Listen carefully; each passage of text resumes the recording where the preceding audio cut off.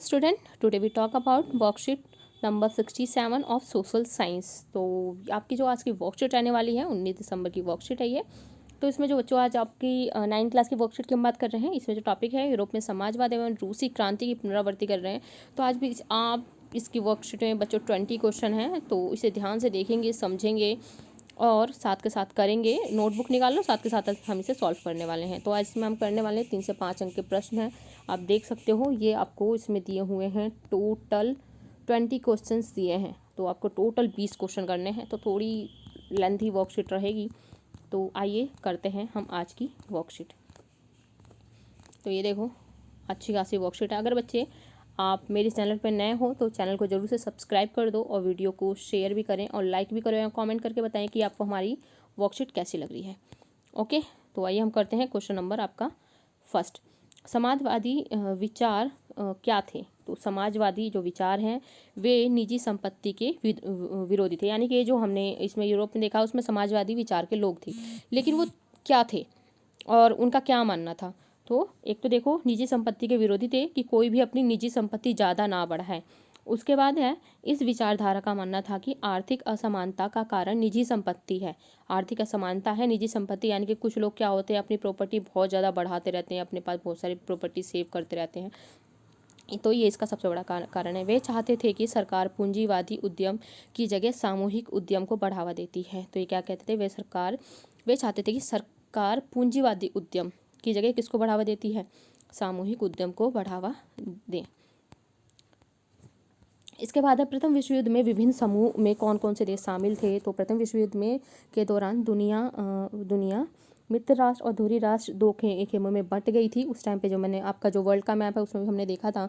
तो धुरी राष्ट्र में जर्मनी, ऑस्ट्रिया, हंगरी, इटली शामिल थे और मित्र राष्ट्र में इंग्लैंड, यूएसए, रूस और फ्रांस ये शामिल थे।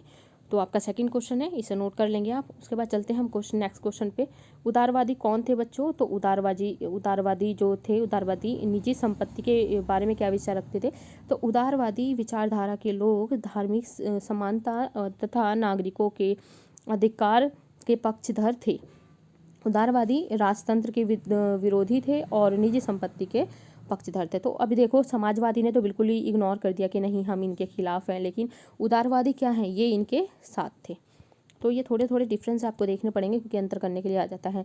रूसी समाज में मीर कौन थे? तो मीर के बारे में पूछा है, मीर कौन होते थे? तो मीर रूसी समाज में किसानों का एक स्वशासी संगठन था, यानी कि संगठन था स्वशासी, उन्होंने जो खुद बनाया था। इसके अधिकारियों को चुनाव किसानों के द्वारा किया जाता था, यानी कि जो इसके अधिकारी होते थे उन्हें किसान चुनते थे। इस संगठन द्वारा स्थानीय जंगलों, मत्स्य पालन, शिकार के मैदान और खाली भूमि को नियंत्रित किया जाता था। तो इन सब चीज़ों पे ये इसको क्या करते थे, ये इन सब चीज़ों को नियंत्रित करते थे। इसके बाद आपका जो नेक्स्ट क्वेश्चन है, रूसी क्रांति से संबंधित खूनी रविवार की घटना का वर्णन कीजिए। इसका रूस पर क्या प्रभाव पड़ा है? तो रूस में जार के शासन के दौरान 1905 में एक रविवार के दिन कुछ मजदूरों ने जुलूस निकाल कर जार से मिलने तथा याचिका देने की कोशिश की थी। जार के सैनिकों ने उन पर गोलियां चलाईं और इस घटना में 1000 से अधिक लोग मजदूर गए और सैकड़ों घायल हो गए। तो यानी कि जो इस घटना में जो काफ़ी लोग मारे गए थे, मजदूर मारे गए और काफ़ी लोग इसमें सैकड़ों लोग घायल हुए थे। कार्ल मार्क्स के समाजवाद के बारे में क्या विचार थे? यानी कि कार्ल मार्क्स जो था वो समाजवादी जो विचार थे के बारे में क्या सोचता था, क्या विचार रखता था? कार्ल मार्क्स ने जर्मन सामाजिक विचारक थे। वे समाजवाद के सिद्धांत के समर्थक थे। तो जो समाजवाद का जो सिद्धांत था इसको ये समर्थन देते थे। उन्होंने तर्क दिया था कि उद्योगपति और पूंजीपति जो उत्पादन के कारक हैं, श्रमिकों द्वारा लगाए गए कठिन परिश्रम के कारण मुनाफा कमाते थे। पूंजीपति मुनाफे को जेब में रखते थे और इसे श्रमिकों के बीच साझा नहीं करते थे। ओके, उदारवादी गणतंत्रवादी नहीं थे, इस कथन को स्पष्ट कीजिए। तो उदारवादी विचारधारा के लोग धार्मिक समानता और तथा नागरिकों के अधिकारों के पक्षधर नहीं थे। तो आपको क्लियर है ये क्या करते थे? नागरिकों के उसके पक्षधर नहीं थे।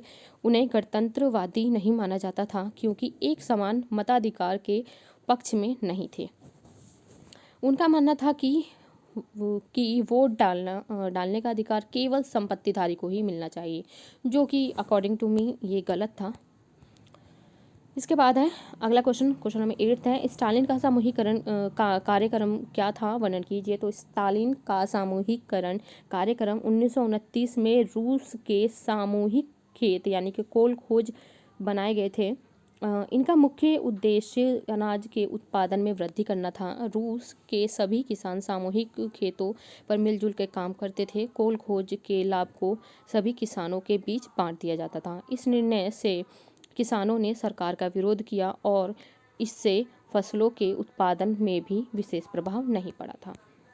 इसके बाद है 9 है वोल्शेविक कौन थे और मेंशेविकों से किस प्रकार भिन्न थे। बोल्शेविक रूस की एक राजनीतिक पार्टी थी जिसके नेता लेनिन। बोल्शेविक शब्द का अर्थ होता है बहुसंख्यक। तो ये क्या थी, रूस की राजनीतिक पार्टी थी जिसका नेता कौन था, लेनिन था, और इसका अर्थ होता है बहुसंख्यक। बोल्शेविक समाजवादियों का बहुसंख्यक दल था, जबकि मोनसेविक ये क्या था, अल्पसंख्यक। क्लियर है, बोल्शेविक बहुसंख्यक और मोनसेविक अल्पसंख्यक। मेनसेविक क्रमिक परिवर्तन और संसदीय स्वरूप की स्थापना में विश्वास करते थे, जबकि बोल्शेविक क्रांति के द्वारा समाज में बदलाव चाहते थे। इसके बाद है जार शासन की आम लोगों के बीच लोकप्रिय न होने के क्या क्या कारण थे। तो निरंकुश शासन, राज परिवार का नैतिक पतन, रूसी भाषा तथा सांस्कृतिक को गैर रूसी राष्ट्रों पर थोपना, किसानों का श्रमिक वर्ग के दयनीय हालात, और 5th है प्रथम विश्व युद्ध में रूस की क्षति, और 6 है खाद्यान्नों की कमी। इसके बाद है लेनिन की अप्रैल थीसिस क्या थी, स्पष्ट कीजिए। तो लेनिन की अप्रैल थीसिस इस प्रकार थी, युद्ध समाप्त किया जाए, जमीन किसानों को दे दी जाए, जो जमीन हड़पी गई थी, जो ली गई थी। बैंकों का क्या किया जाए, राष्ट्रीयकरण किया जाए। तो इनकी 3 मांगे थी। इसके बाद है 1905 की रूस की क्रांति जो हुई थी। 1917 में अक्टूबर की क्रांति का आधार तैयार किया गया। इस कथन की न्याय संगत व्याख्या कीजिए। तो खूनी रविवार, आप इसे नोट कर सकते हैं बच्चों।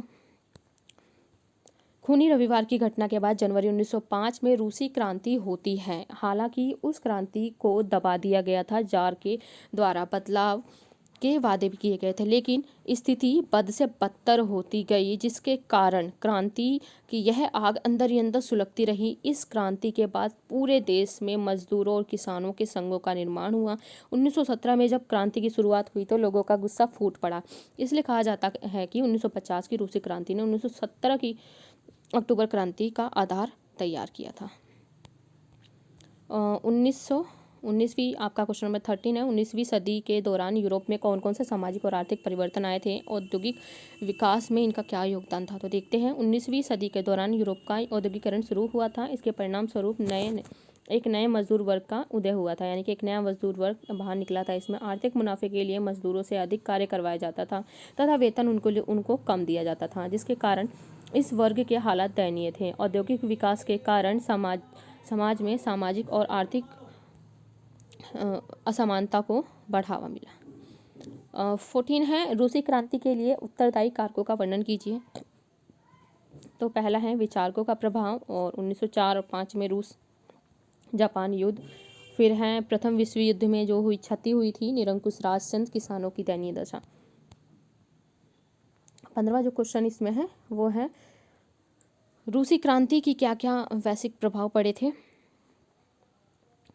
रूस की देखा देखी अन्य सरकारें भी अपनी प्रजा की रोटी, कपड़ा, मकान जैसी मौलिक आवश्यकताओं की पूर्ति के लिए अपना मुख्य कर्तव्य समझना शुरू किया। तो देखो, कहीं ना कहीं जो पॉजिटिव पॉइंट था, रूस की साम्यवादी सरकार को देखकर सरकार के अन्य देशों जैसे चीन, वियतनाम इत्यादि देशों में भी साम्यवादी सरकारें बनी। रूस की क्रांति के बाद पूरे विश्व में पूंजीपतियों व मजदूर वर्ग में एक निरंतर संघर्ष सा चल पड़ा था। इसके बाद जो है कि रूस में किसान व मजदूर वर्ग की सरकार स्थापित हो जाने से इस वर्ग का सम्मान संसार के अन्य देशों में भी बढ़ गया था। विश्व के विभिन्न देशों में विकास के लिए आर्थिक योजनाओं को अपनाया गया। तो फटाफट जल्दी बच्चे नोट करें, मेरे फ़ोन का स्पेस फुल हो गया है।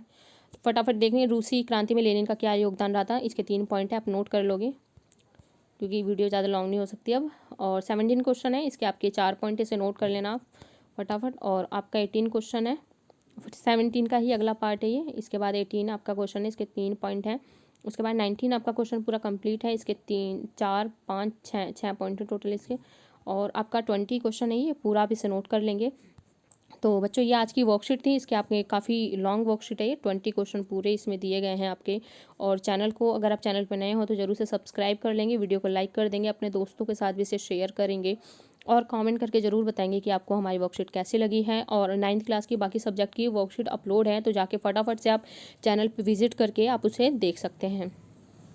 तो मिलते हैं नेक्स्ट वीक नेक्स्ट वर्कशीट के साथ। तब तक के लिए गुड बाय, टेक केयर, अपना ध्यान रखें, अपने घर वालों का ध्यान रखें। Thank you so much watching for my video, thank you so much.